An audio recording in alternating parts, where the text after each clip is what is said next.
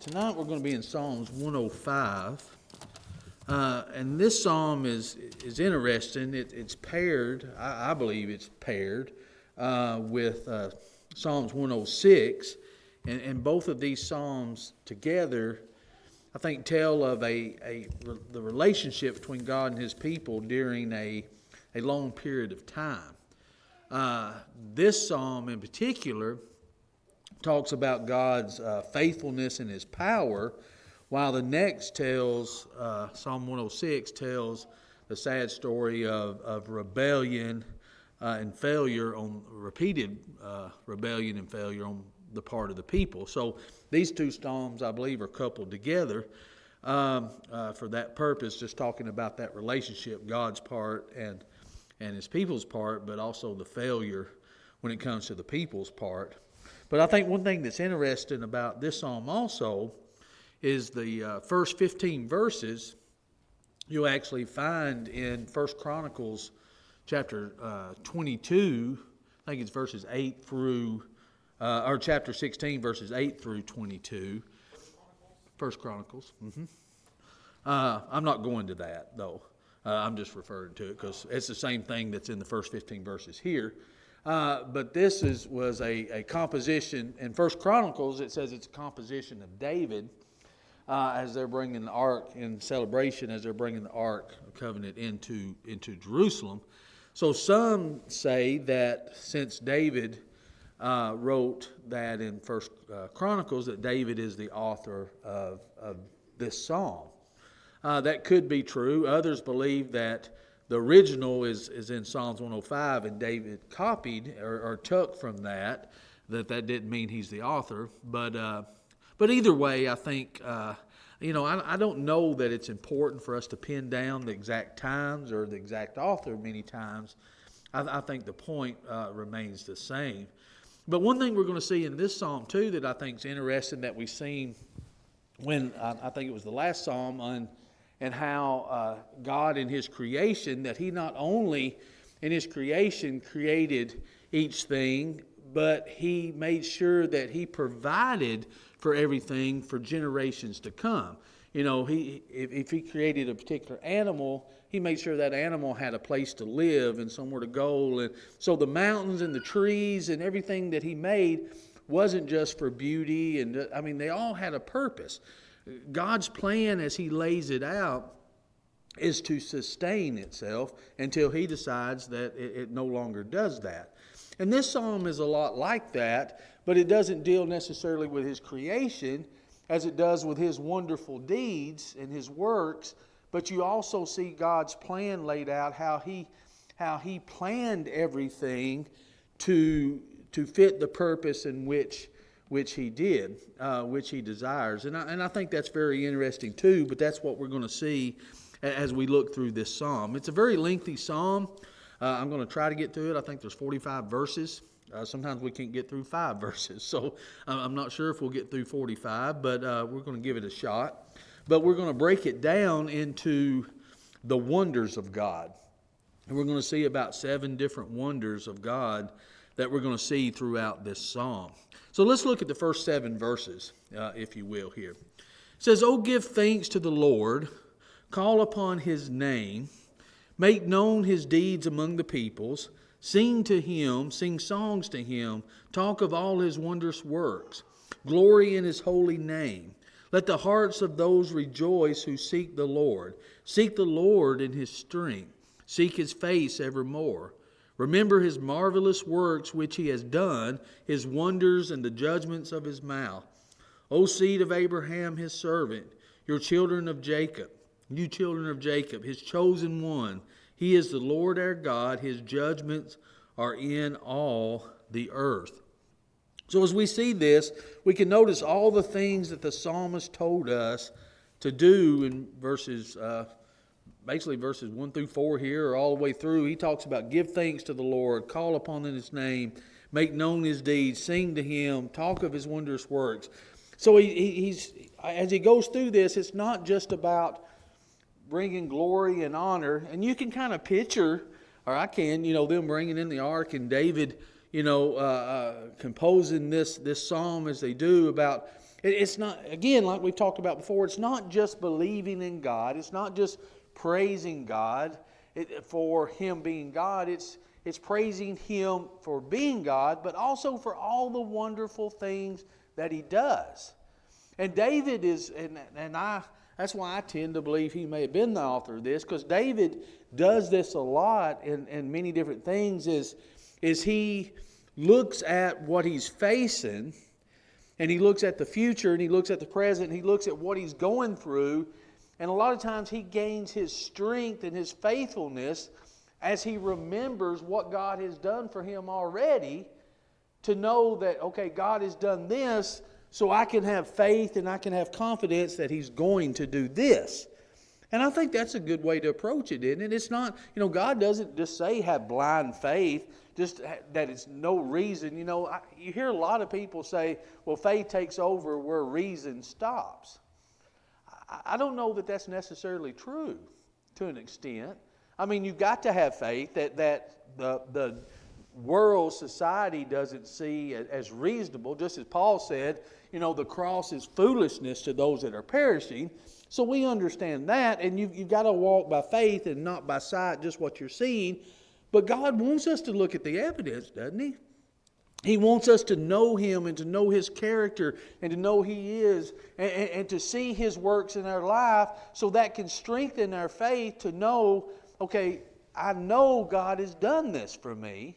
I know God is watching out for me. I know His promises that if I serve Him and I walk in His statutes, these are the things He's going to do. And that can strengthen us for what we're going through here. And I think that's what this psalmist is saying. Not only praise God, but tell about His wondrous works that He does. And I think here, one thing, when it says call upon His name, I do think as he makes different references to God's covenant, I think he's making references because he's going to go in and talk about what the covenant God of them, Yahweh, has done for them. Don't look at all of these false gods out here. Look at what your God has done for you. Look at all the mighty works that He has done and tell people about that. And all the things that he's going to list here in this psalm are things other people have heard about. They've heard about His great works because somebody has said it. Somebody has told it as he goes through each one of these. So that's how he begins this psalm is, praise God. How comfortable are we of telling others what God has done for us in our lives? Are we very comfortable at doing that? And I think, I'm going to say no for me, and I think there's a reason for that. I think we can go from one extreme to the other on things. I think, of course, we realize that it's the gospel that saves. It's not just me telling someone what God's done for me. I have to tell them the gospel and what to do to wash away their sins and to save them and put them on that path that walks in the light. But I think part of that also is we need to tell them how God has changed our lives. How Christianity makes us a different person. And we can say, this is what God has done for me in my life. And I think sometimes we don't want to do that because we think it may sound too denominational. It's... they won't believe what you're telling them. What's that? You don't believe that they'll believe what you're telling them. Yeah. Yeah. I mean, how many times do you say something to someone and you're talking about what Christ has done for you and how your life has changed, and they just nod their head like, right. Yeah, you're one of them Jesus freaks. Right. I mean, that's how people look at you sometimes. And it's hard, as Paul, and we need to say it, I guess, like Paul does, that perhaps God has, made this moment for this. It's hard to pinpoint God's providence. It's hard to see that. But as we go through it, I think it's easier to look back and to say, now I can see that. Now I can see where God has worked in my life. And I think David did that a lot. But I think we need to be more comfortable in telling the world, and I think that's part of letting that light shine, of telling the world, this is how I believe God has changed my life. This is what I believe God has done for me in my life. If I can't believe that I'm a child of His, and don't give my father any credit for anything in my life. How would you like it if your kid did that? Your kid gives you no credit whatsoever for anything in your life that you've ever done for them. Sometimes we think that of them, don't we? But I mean, what would that make you feel like?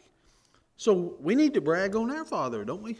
Who's got their hand? Sorry. You're going to have to yell. My peripheral vision isn't very good. I'll yell next time. Yeah. Sometimes I get a little too afraid to tell how God has changed my life because I don't want it to make it sound like it's a quote-unquote religious experience. Yeah. You know? Yeah. And I get that. You can get into emotionalism and you can get into a lot of things. And I think that's what keeps us from it. And I think that's sad to an extent. We're afraid of what people's going to think, or we're afraid what we're going to sound like. So we just don't give God any credit at all and just don't say anything about it. And I like how he says here, he starts out, before he starts talking about God's promises and God fulfilling his promises and all the deeds that God has done, he starts out by saying, okay, we need to be telling people about this. We need to be praising him and singing songs to him about his strength and the strength and his power that he gives through us. The Bible tells us God can do far abundantly for us, more than we could ask or think, according to what? According to the power that's in us, Ephesians 3:20. Well, what is that power? Paul says, I'm not ashamed of the gospel because it's the power of God unto salvation. It's his word. It's following his word. It's following his statutes. Just like we talked about last week, if we did things the way that God designed it to be, even better, like we talked about, better than the environmentalists could do. God has the environment figured out if we would just follow it. Well, if we just follow all the things that he tells us to do, wouldn't our life be so much better? But we don't. We think we know better. We think we have to help him. Yeah. Oh, yeah. I tell you, I think the hardest thing for me to do is to be still and know that he's God. I don't like being still. Being still scares me. The quietness bothers me. I like to give it just a second and then try to figure it out myself. And then realize an hour later, I've just made a mess of things.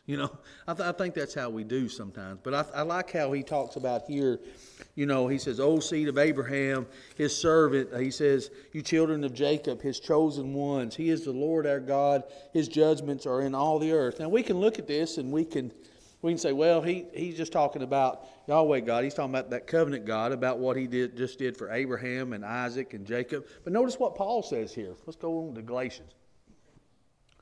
I think I put that there. He says, there's neither Jew nor Greek, there's neither slave nor free, there's neither male nor female, for all are one in Christ Jesus.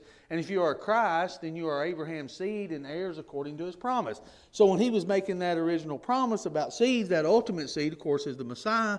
That applies to us all, doesn't it? So these promises that he's going to talk about here on God fulfilling from generation to generation throughout, can this apply to us? So when we look at these promises, we look at these things that God has done, the promises that he even tells us today, we can look back at these same things that he's going to talk about here and say, I believe beyond a shadow of a doubt, God did that. And if he fulfilled those promises, he's going to fulfill the promises that he tells us. I think where it mentions that for the psalm, that was important for them to realize it's not just a story that God was going to tell them about Abraham and Jacob, it was their story. And what you put up here that Paul says, okay, not only is it their story, but it's our story. And I think that's part of the reason, too, we're afraid to talk about it, because, it's just old Bible stories. But no, the Bible history is it's the story of what God did for us. And it's from Genesis through Revelation, it's all in Christ for us. So I think that we should take ownership of it and not be so, well, that's just the Old Testament, that's just the old story kind of thing. Yeah, and you see through Scripture, I mean, we can take it two different ways. They were falling back saying, oh, we don't have to do nothing. We're seeds of Abraham. And remember what John told them, so God could raise up from these souls seeds of Abraham. Don't think you can fall back on that. But also we may look at these stories and say, oh, that don't apply to us. That just promises he made to them. That's not our promises. Well, this shows us that God keeps his promises. And that's what we need to know, and I think that's what we need to follow and understand. Let's move further here in the Psalms.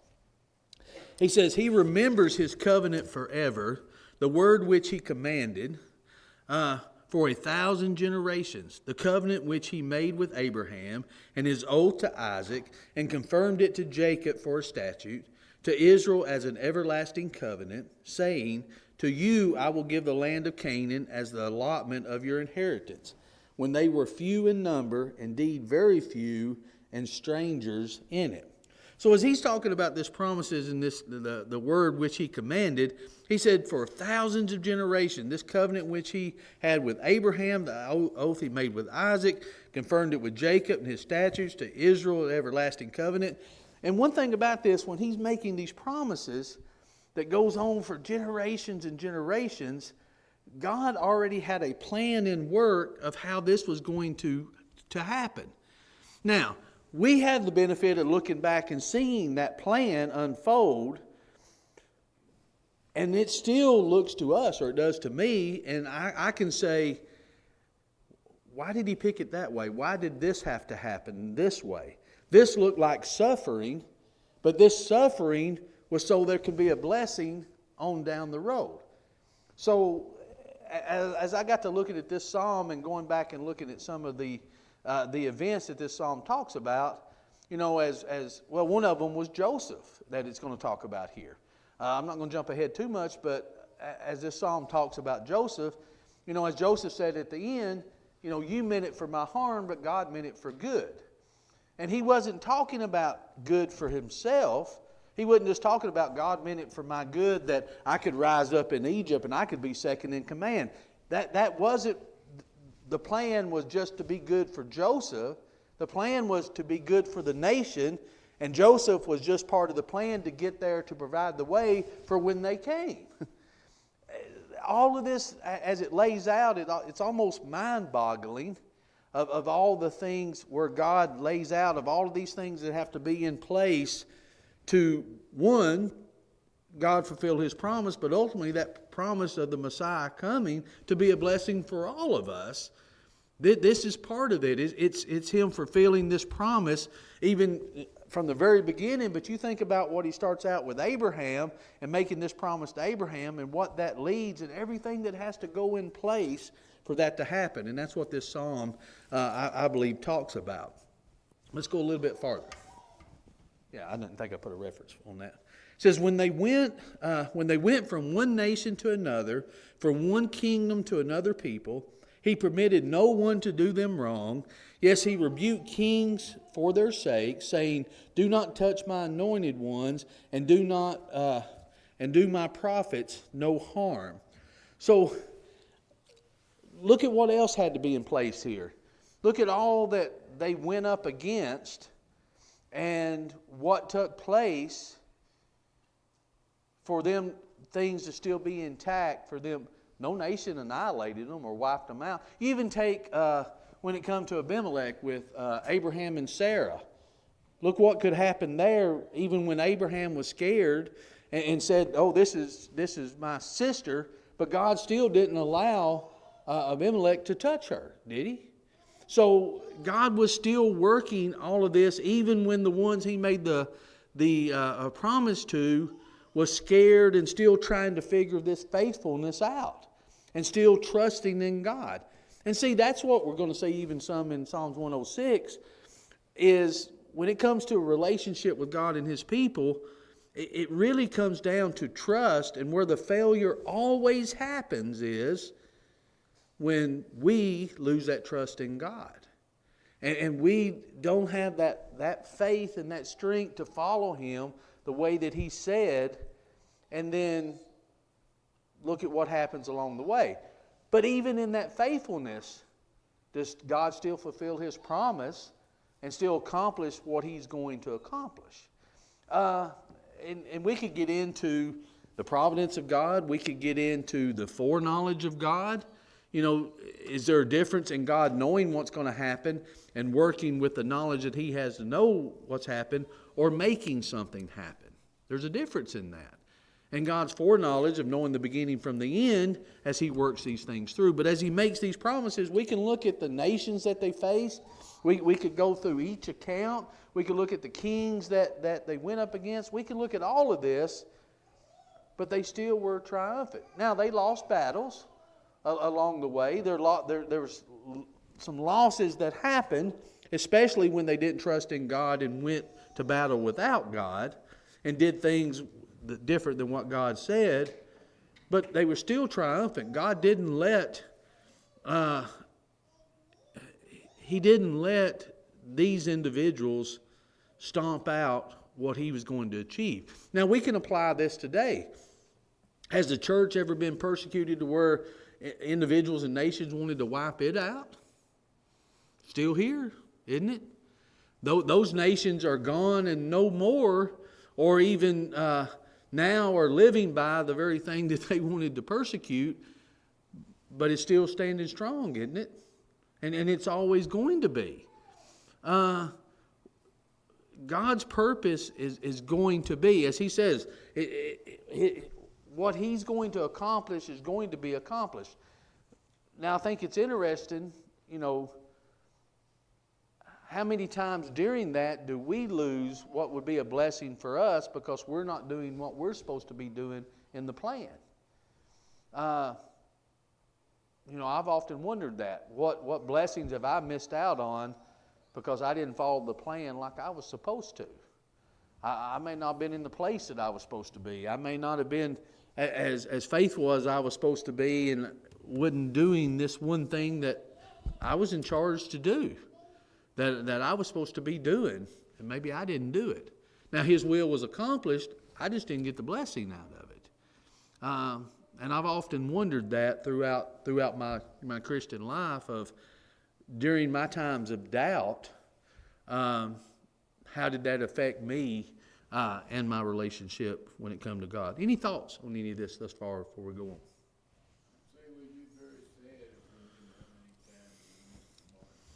I think so.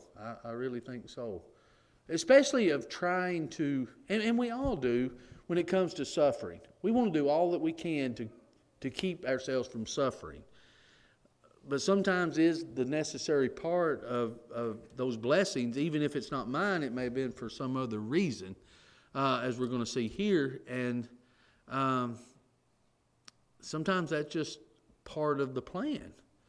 And sometimes we fight it more than we should, I believe, or don't accept it or don't trust, as what happens most of the time. Don't trust God like we should, like we see them in the wilderness.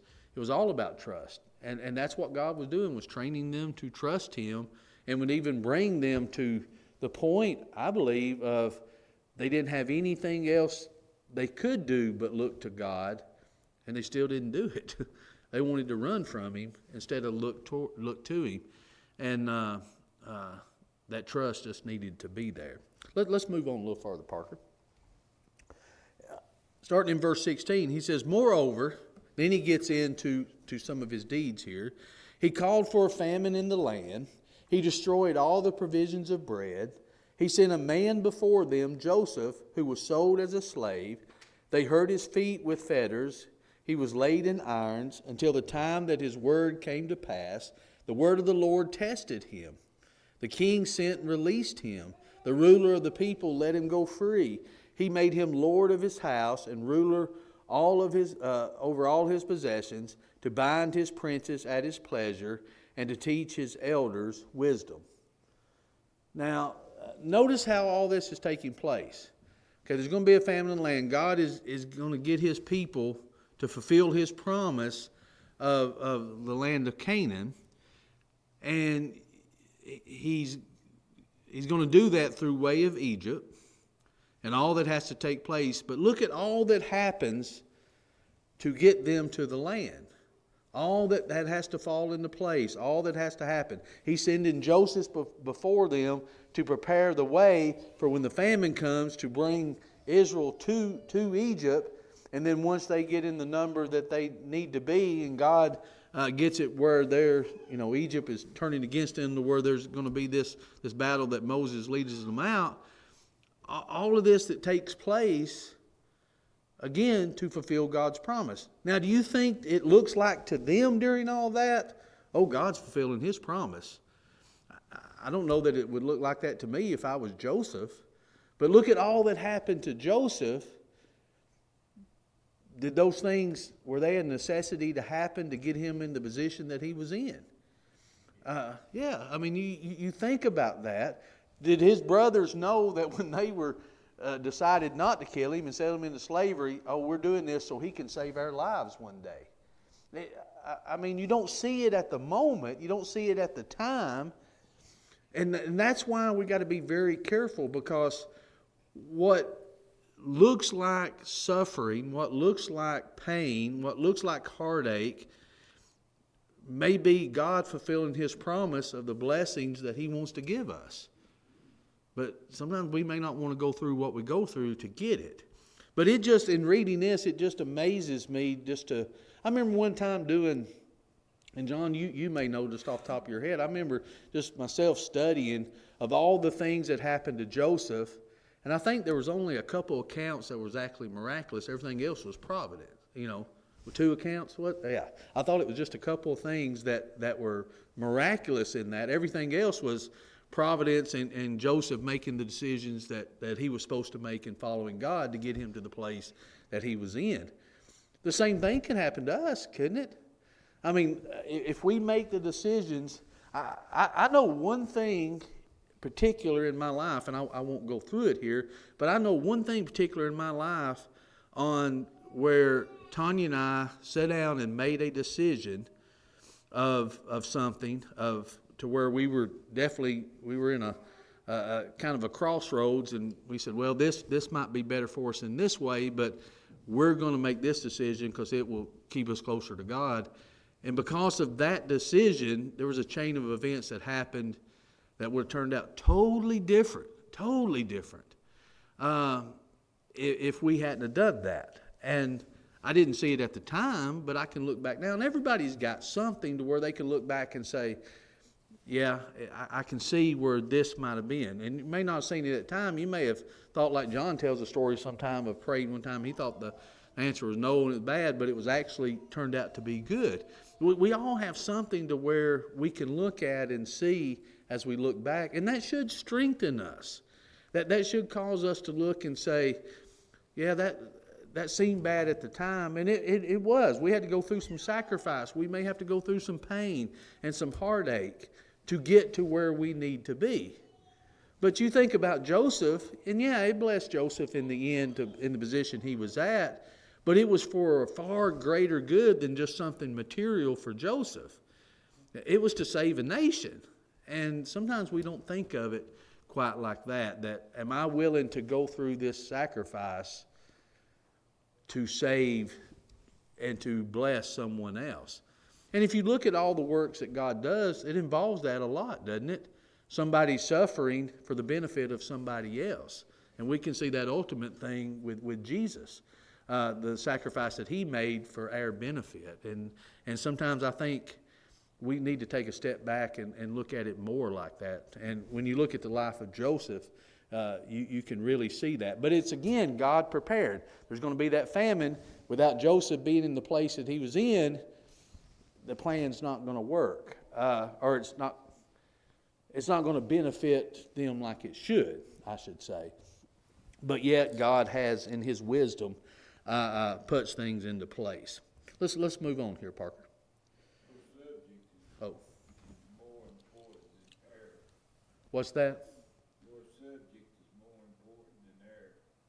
Yeah. I can't think of many things you could come to understand that's more value than what you're talking about right now. It is. It's. I tell you, I feel like I've missed a lot of blessings from the Psalms of not studying it like we are right now.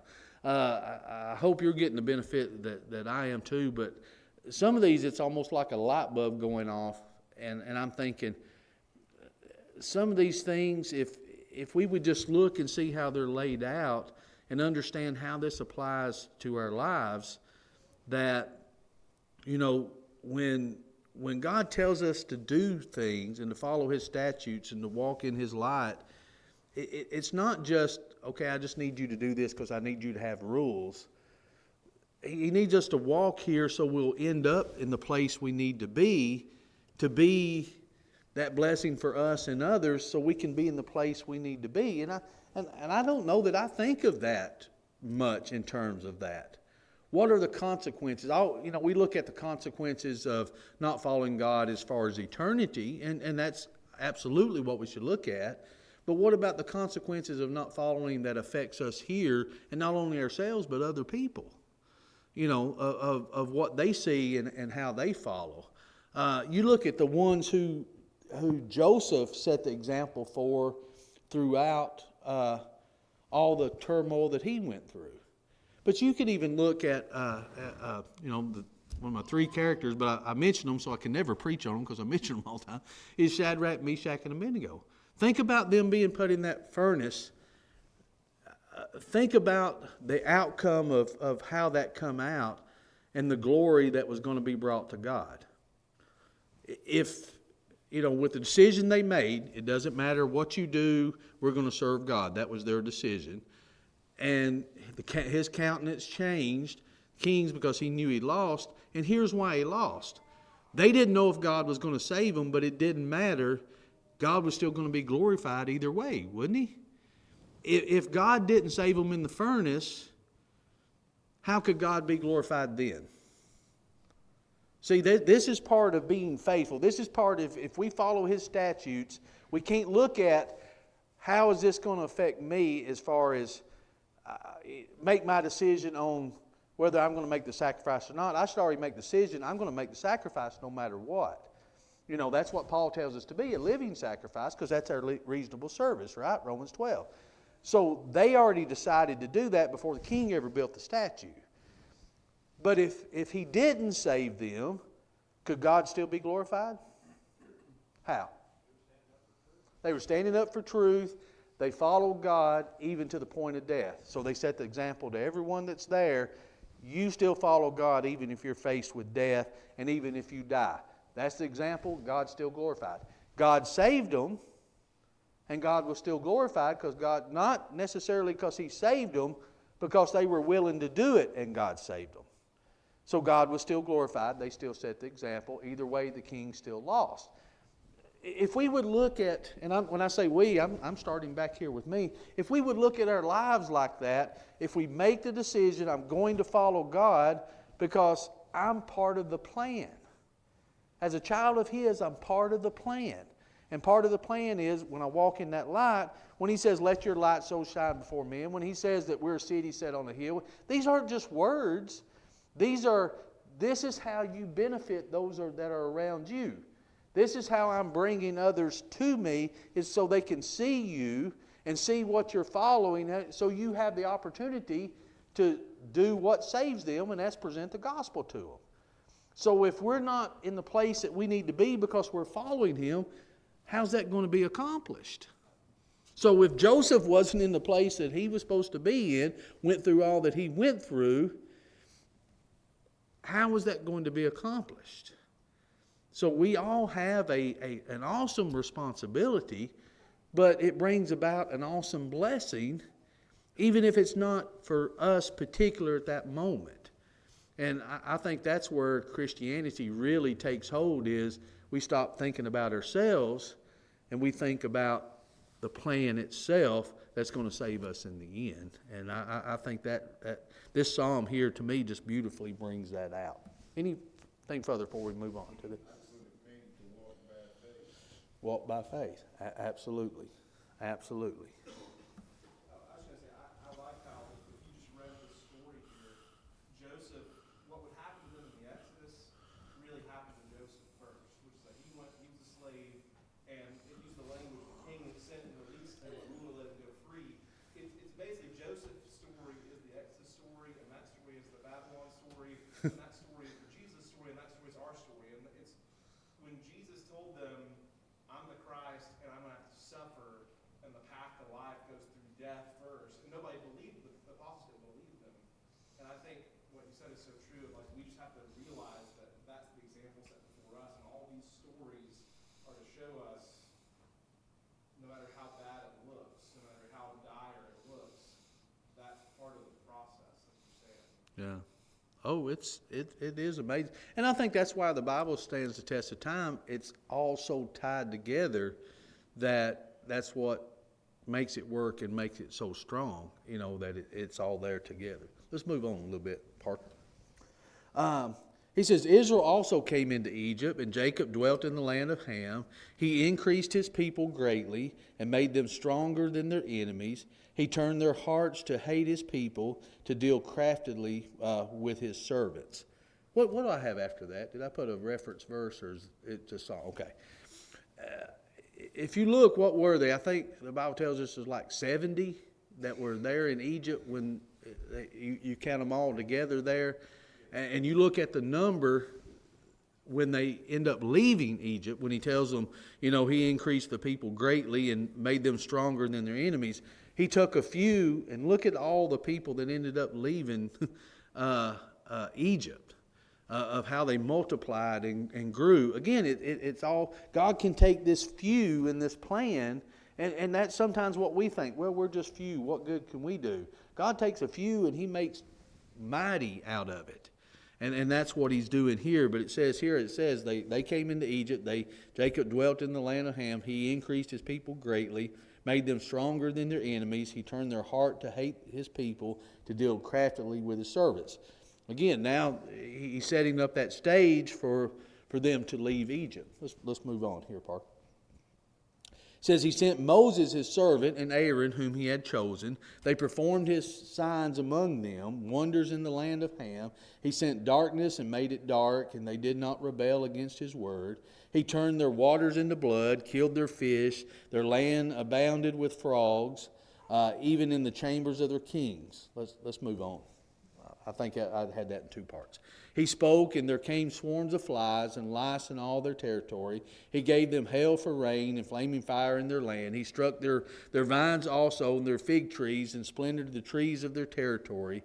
He spoke, and locusts came, young locusts without number, and ate up all the vegetation in their land, devoured the fruit of their ground. He also destroyed all their firstborn in their land, the first of all their strength. So he's just recounting, basically, he skipped through a few, but recounting all the plagues and all the judgments against Egypt God, but all the plagues that came upon Egypt. But again, he's talking about the works. Don't forget what God has done. And how easily they did, though, didn't they? When they went out in the wilderness, as we're going to see some of this in the next psalm, but they went out in the wilderness and they wanted to go back to Egypt. If they would just keep remembering what God had done, what they saw, what they endured, seeing everything that happened of God bringing them out. If they just remember that as part of trusting in God, just look back and see what I've done is basically what God is saying. And this is what the psalmist continues to say. This is something to sing about. This is something to praise. We can do the same thing today.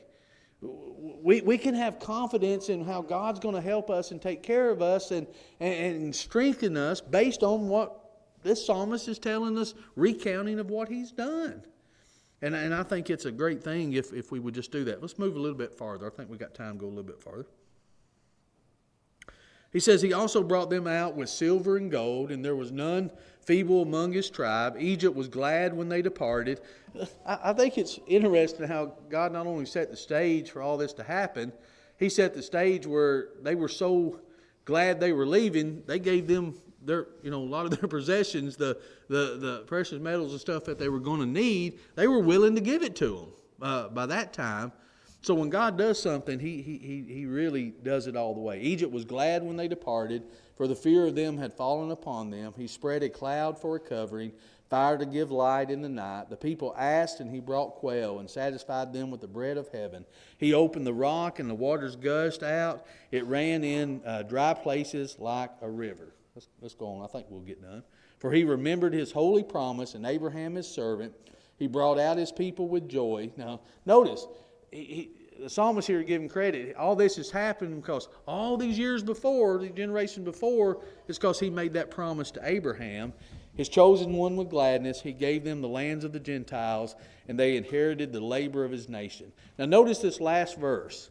that they might observe his statutes and keep his laws. Praise the Lord. Why did he do all of that? Why do we need to remember all? This is why we need to observe his statutes and keep his laws, because all of this that he has done, these aren't just stories. These are actually events that took place, and it should cause us to want to keep the things in which he says, because God does keep his promises.